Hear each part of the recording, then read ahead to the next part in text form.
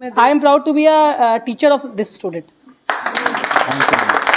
तुमने दो बातें कही। सामान्य परिवार जो सिर्फ अपनी गुजर बसर के लिए कमाता है, उसका परिवार, उसके परिवार के अन्य सदस्य या ख़ानदान के लोग पढ़े लिखे नहीं हैं, और उस परिवार का एक लड़का जो सबसे घर का बड़ा लड़का भी है, वो शारीरिक रूप से विकलांग है।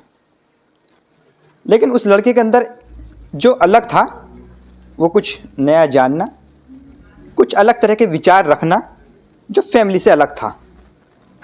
शारीरिक रूप से विकलांग होने के बाद, शारीरिक रूप से विकलांग होने की वजह से परिवार ये चाहता था, और ख़ासकर पिता ये चाहते थे कि ये हमारा बच्चा कुछ अधिकारी बने। चूँकि विकलांग है, पढ़ लिख लेगा, कुर्सी पे बैठ जाएगा और इसको मेहनत नहीं करनी पड़ेगी। और उस बच्चे के अंदर एक अलग जुझारूपन था, लोगों की आवाज़ उठाने का जुनून था। वो उसकी जो जर्नी है वो यहाँ से थोड़ा शुरुआत हुई कि जो आसपास जैसे सड़कों में गड्ढे होना, स्ट्रीट लाइट पे बल्ब ना होना, कूड़े के ढेर समय से ना उठना, वो यहाँ से देखा। वो देखता था कि ये समस्या कई सालों से सड़कें ऐसी ख़राब है, गड्ढे हैं, सब लोग इसकी शिकायत भी करते हैं, रात को रोशनी नहीं आती, बल्ब ख़राब होते हैं, और ये जो नेताओं के पोस्टर इतने अलग अलग पार्टियों के लगते हैं, ये करते क्या हैं? इतने सारे नेता होने के बावजूद, और हम मतलब वो जो लड़का सोचता था कि हम ऐसी कम्युनिटी में, ऐसे मोहल्ले में रहते हैं जहाँ नेताओं की कमी नहीं है, युवा नेता, छात्र नेता, विधान अध्यक्ष, महामंत्री, सैकड़ों नेता, फिर ये करते क्या हैं? मैं सोचा शायद ये काम मुझे करना हो, क्यों ना शुरुआत मैं करूं। वो लड़का, चूँकि परिवार की ऐसी परमिशन नहीं थी, उसने एक प्लान बनाया, स्कूल जाते हैं, स्कूल के बाद हम म्यूनिसिपल कॉर्पोरेशन जाएंगे और उसको एक मेमोरेंडम लिखेंगे, और वैसा ही हुआ। वो बच्चे छुट्टी के बाद वो मेमोरेंडम देख आया, अपनी शिकायत बताई, परिवार ने पूछा कहाँ था तो बता दिया ऐसे काम था। शुरू में डाटा तुझे इसकी क्या ज़रूरत थी, और लोग कर लेते, तू करेगा, नेता बनेगा। डाटा, शांत हो गए, आइंदा ना देख ले। लेकिन वो जुझारूपन कम नहीं हुआ। फिर किसी दिन प्लान बनाया कि कॉलेज के बाद जाएंगे, 2 लड़कों को साथ में रखेंगे, वो और वो साथ जाएंगे, परिवार को पता नहीं लगने देंगे। फिर वही कहानी, कहाँ था, ऐसे ऐसे काम गया था, क्या क्या दिखाना जरा बैग में, और ये पर्चा क्या है, घर ने पढ़ा। ये नेतागिरी से दूर हो जा, परिवार वाले डांटते थे, तुझे नेतागिरी नहीं करनी है, और ना हमारे घर से कोई नेता है। चूँकि नेतागिरी एक ऐसा शब्द है हमारे समाज का जो सबसे निचला स्तर माना जाता है, गंदा माना जाता है। नेता बनेगा जिसको इज्जत नहीं है आज के समय में। तो वो बच्चा पीटता था, मार खाता था, डांट खाता था, गुस्से में आके डायरिया फाड़ देता था, कुछ दिन के लिए ब्रेक ले लेता था, लेकिन वो जो खून के अंदर जुनून था वो बंद होने का नाम नहीं ले रहा था। वो रह रह के उठ रहा था, मैं नहीं तो कौन करेगा, और कोई कर क्यों नहीं रहा। साल, 2 साल, 3 साल चलता रहा, डांट खाता रहा। फिर एक समय आया जब बच्चा, वही लड़का, विकलांग लड़का 8वीं क्लास में था, और 9वीं क्लास में उसके पिता को एक ऐसे स्कूल में दाखिला कराना था जो शहर का प्रतिष्ठित, महंगा और इंग्लिश मीडियम था, ताकि बच्चा पढ़ लिख ले। लेकिन वो बच्चा हिंदी मीडियम से था, और वो चाहता नहीं था कि मैं इंग्लिश मीडियम में जाऊँ, क्योंकि अगर इंग्लिश मीडियम में चला गया तो मेरा रिजल्ट ख़राब होना है, ये लाजमी है। और ऐसा ज़रूरी नहीं है कि इंग्लिश मीडियम वाले ही बनते हैं, क्योंकि वो बच्चा ये कहानी भी सुनता था कि यूपी बोर्ड से जो क्वालिफाई हैं वो भी IAS अधिकारी वगैरह सब बनते हैं। उस बच्चे को रिजल्ट की ख़राब होने का डर और परिवार को अपनी जिद, वो इस बीच में फंस गया। परिवार को मनाना तो आसान नहीं, वैसे भी बाप से कुछ कह दो तो ये कहते हैं कि एहसान फरामोश है, इसे तो रेस्पेक्ट करने, बात करनी तमीज़ नहीं, ये तो बड़ों की बेइज्जती करता है, ये सब टैग्स मिल जाते हैं। फिर अब इसमें आया एक एडवोकेसी। उस बच्चे ने एक ऐसे व्यक्ति को खोजा जिस आदमी का उसके पिता पर प्रभाव पड़ता था, और चूंकि उस आदमी ने पहले उस बच्चे को ये बताया चुका था कि मेरी लड़की ये फला फला पद पे हैं और वो भी हिंदी मीडियम से पढ़ी है।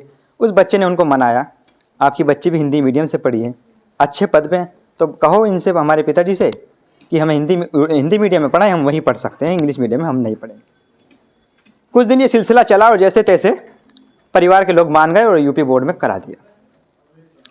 लेकिन वहाँ फिर एक अड़चन, फिर जीजा जी के कहने पे साइंस दिला दी कि साइंस वाले बच्चे ज़्यादा अच्छे होते हैं। बहुत विरोध हुआ, लेकिन बच्चे की कहाँ चलने वाली थी, वरना वो एहसान फरामोश हो जाता। और आखिरकार वही रिज़ल्ट ख़राब। और 9th में स्थिति ये हो गई कि मात्र 49% उस बच्चे के मार्क्स आए जो ले दे के पास हुआ था। पिता से रिज़ल्ट छुपाया था। कुछ दिन बाद पिता को पता चला, रिज़ल्ट पूछा तो उन्होंने डांट पड़ी और कहा लग जा काम पे, बस नहीं पढ़ा रहे हम तुझे। इससे सुन के बच्चा घबरा गया और वो समझ गया कि अभी मेरा स्कूल खत्म है। लेकिन उसने फिर कहा कि मैं 10वीं में एडमिशन ले सकता हूँ, मैं फेल नहीं हूँ। ये सुन के उसके पिताजी नॉर्मल हुए और फिर उसको आगे पढ़ने के लिए कहा कि ठीक है, मान गए। फिर आगे पढ़ने के लिए कहा। उसने पढ़ाई जारी रखी और चूंकि बच्चा ये नहीं चाहता था कि मैं आगे ना पढ़ूं, लेकिन वो अपने सपनों को एक उड़ान देना चाहता था। उसके अंदर कुछ करने का जुनून था और वो सामाजिक कार्यों में खासकर रुचि रखता था। फिर उसके पिताजी ने और बच्चे की इच्छा पर फिर उसको एक सेंट्रल यूनिवर्सिटी पहुंचा दिया। वो बच्चा वहाँ पढ़ा। वहाँ बच्चे के उस पंख को उड़ान मिली जो वो चाहता था, चूँकि घर वाले परिवार वाले आसपास डांटने वाले होते नहीं थे। वो किसी से भी मिले और कहीं भी जाए, रेगुलर तो स्कूल जा ही रहा है, क्योंकि वहाँ उसको वो माहौल मिला जो जिसमें वो जीना चाहता था, एक सक्रिय सामाजिक कार्यकर्ता के रूप में। दिल्ली में सैकड़ों संस्थाएं, NGOs और एक्टिविस्ट, उनके बीच में उसका धरना प्रदर्शन अलग अलग मुद्दों को लेकर वो उनमें शामिल होता। समय समय पर पत्रकारों से मिलता और नेटवर्क बनाता।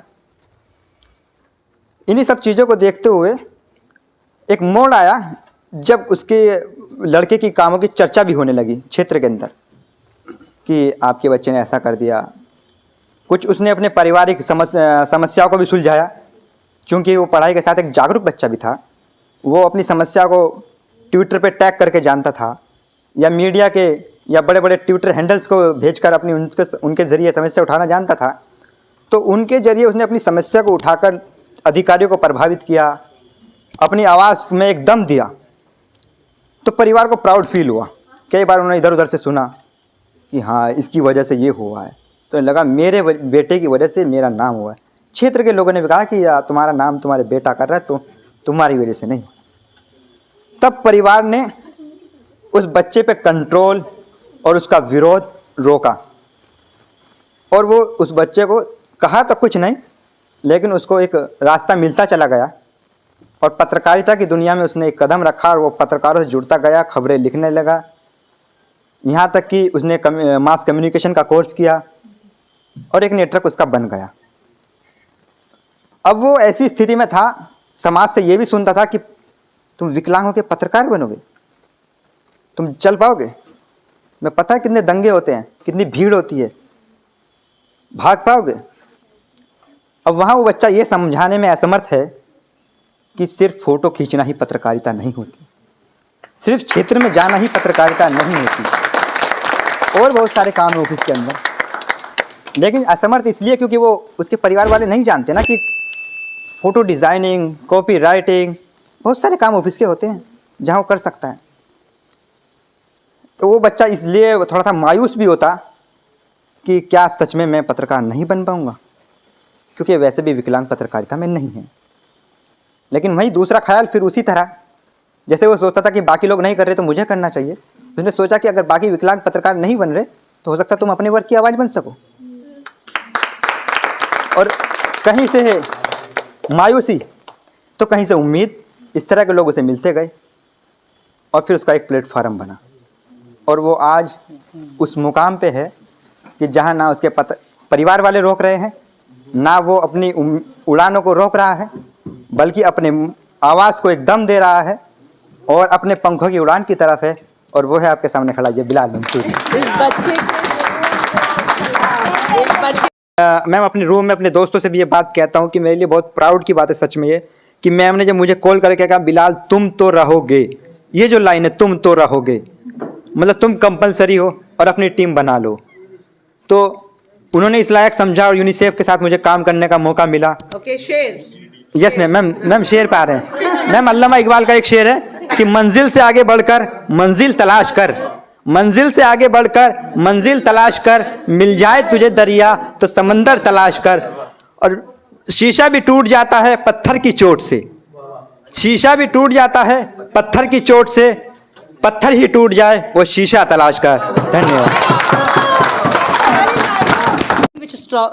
मतलब स्ट्राइक्ड मी वाज बिलाल। ऐसे कि तुम तो हो ही, तुम अपनी टीम सेलेक्ट करो, यू आर देयर। तो अभी 4 महीने पहले से एडमिशन लिया है and he is standing over here. और ये इंस्पिरेशन है हमारे और भी बहुत सारे डिसेबल्ड बच्चों के लिए। तो आज हम लोग सुबह बात भी कर रहे थे मैम, यही बात हो रही थी। तो वो स्टोरी आपके पास है ही पावरफुल वाली।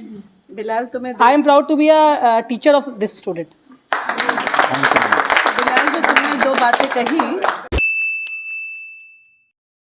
मैं आपसे किसी पैसे की मांग नहीं कर रहा हूं, लेकिन चाहता हूं कि आप लोग इस चैनल को सब्सक्राइब करें, वीडियो को शेयर करें, ताकि हमारे हौसले मजबूत हों और हम आपके लिए, समाज के लिए इसी तरह आवाज़ उठाते रहें।